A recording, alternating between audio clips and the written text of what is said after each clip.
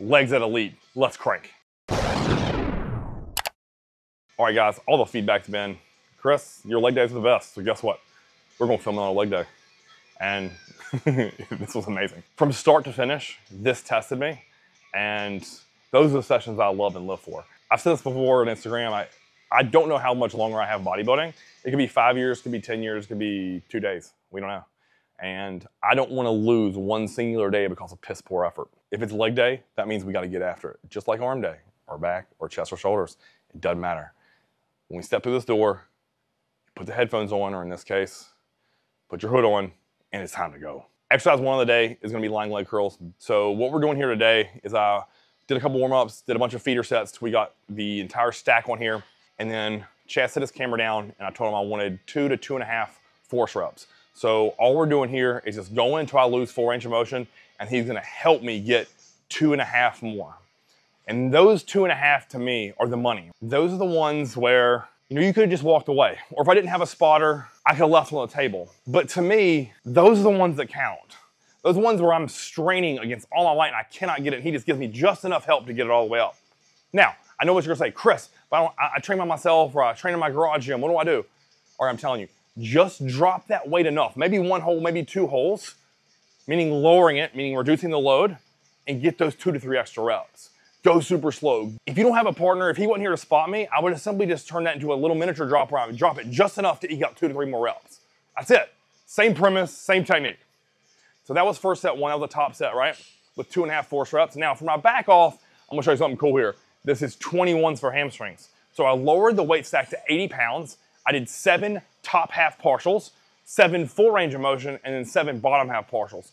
So if you know my philosophy with 21s, right, I'm gonna do the hardest part first, which is the contraction. That's where I'm the weakest. Then I'm gonna hit the full length, and then I'm gonna hit the bottom half partial where I'm the strongest.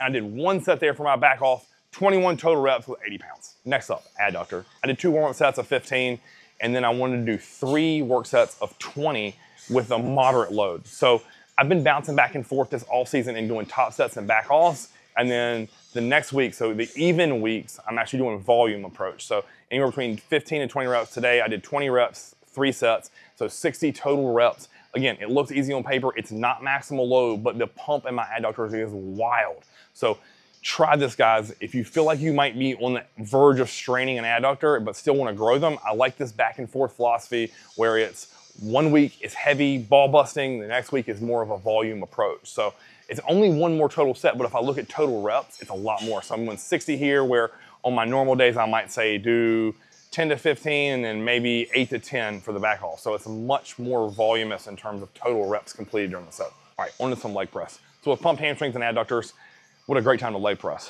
I'm gonna show you a new technique here that I honestly used back when I was in my early 20s before I ever met John. So you just pyramid up in plates, going 1 plate adds at a time, and you do 10 with your feet wide and low on the platform, taking your feet out by your rib cage, getting good deep reps.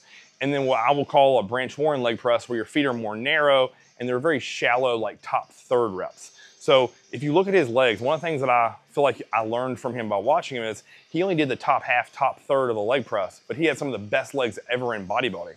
So there's something to be learned from that. And it's very pumping. It's no locking out. It's not all the way down. It's that sweet play range of motion. So I love doing this little, I mean, you could honestly call it a superset. To me, it's more a way of doing an extended set. So I took 10 deep and wide, which honestly are easier to me than the narrow, shallow ones. Those things were burning me up like fire. And then you do 10 narrow, only coming down about 1/3 to 1/2 of the way.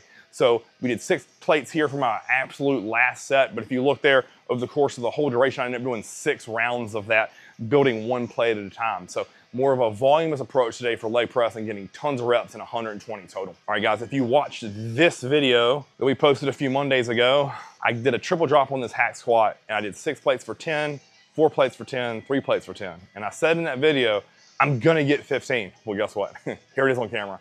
So 45 total reps, 15 with 6 plates, 15 with 4 plates, 15 with 3 plates. All right, let's go ahead and make you a promise now. I think I can get this exact same weight with 20, so 60 total reps. So we'll have to get that on camera in a few weeks. 1 work set, I did 2 feeders building up to it. So I did a set of 6 with 3 plates, set of 6 with 4 plates, and then jumped right to the work.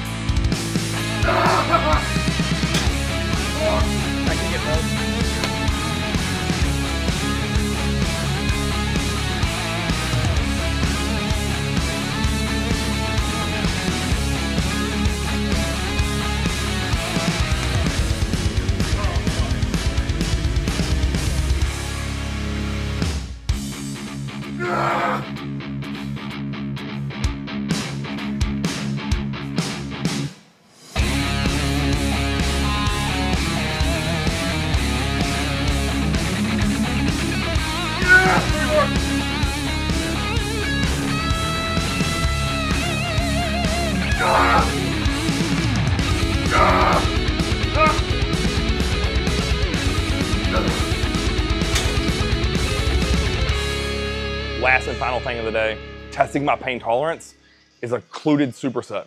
So I did leg extensions, 3 sets, supersetted with the true squat with a massive amount of weight on there. I'm joking. It was a quarter. It was extremely humbling. And on the last rotation, I went until I couldn't stand up. So 3 rounds of that rotation. So what I did is leg extensions to failure, walk over to the true squat, do as many as I can without stopping. So I just want to pump them until I feel like I'm going to pause, and then I rack it on the first 2 rounds. From that true squat, I walk back to the leg extension, and we do a 30-second rest period. So I want to let that blood just pool in my legs. Then you go right back to the leg extension, go to failure, walk back to the true squat, come over, pump them until I'm about to lock out, and then I rack it. Final round, go back to the leg extensions, do as many as I can to failure, come over to the true squat, and I want to dump the tank. So do as many as I can until the thing bottoms out and I can't stand up anymore. On that piece, I'm telling you, it is so humbling. If you don't have the true squat, not a big deal. Do hack squats, go to the Smith machine squat. I mean, you could do with a barbell or yoke bar squat, but I wouldn't recommend it. I want something where I'm fixed, locked in stone, and I'm just going and pumping reps, right? Again, don't get frustrated if you don't have this true squat. I mean, you could honestly do goblet squats, hill elevated, dumbbell squats. There's a lot of different variations we can do here, guys. Not a big deal. The main thing here is I want you to watch that little 3-round rotation back. Watch the effort. See the pain on my face? See the pump on my quads? That's what we're after. I'm chasing pain tolerance here because I want to build that. Because the further I can push my pain tolerance, the deeper I can take other sets in a normal workout. So each time it's like levels, right? It's going levels up, up, up when I'm training legs or training back or arms. It doesn't matter the body part. I want to see how far I can push my body and how far I can push my mind. Because the further I can do that and build my workout capacity, the more muscle tissue I can build and hold on to when I'm in a prep.